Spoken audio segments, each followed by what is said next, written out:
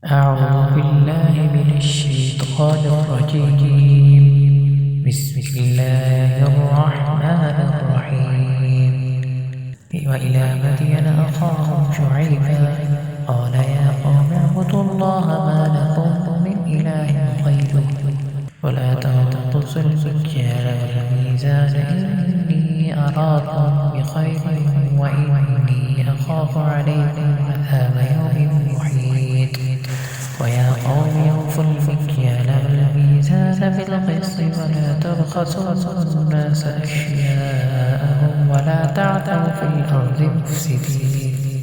بقية الله خير لكم إن كنتم مؤمنين وما أنا عليكم بحفيظ.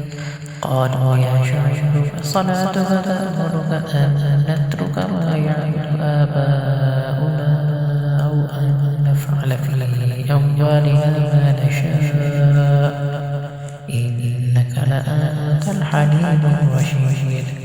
قال يا قوم أرأيتم إن كنت على بينة من ربي ورزقني منه رزقا حسنا وما أريد أن أخالفكم إلى ما أنهاكم عنه إن أريد إلا الإصلاح ما استطعت وما توفيقي إلا بالله عليه توكلت وإليه أنيب.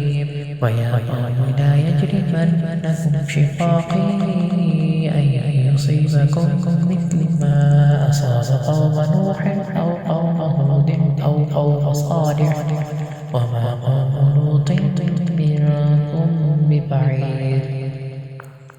واستغفروا ربكم ثم توبوا إليه إن ربي رحيم ودود. قالوا يا شعيب ما نفقه كثيرا مما تقول وإنا لنراك فينا ضعيفا ولولا رهطك لرجمناك وما أنت علينا بعزيز. قال يا قوم أرهطي أعز عليكم من الله واتخذتموه وراءكم ظهريا إن ربي بما تعملون محيط.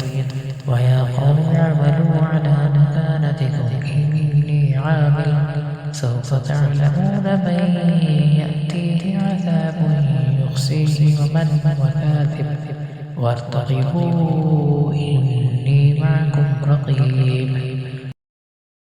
ولما جاء أمرنا نجينا شعيبا والذين آمنوا معه برحمة منا وأخذت الذين ظلموا الصيحة فأصبحوا في ديارهم جاثمين. كأن لم يغنوا فيها ألا بعدا لمدين كما بعد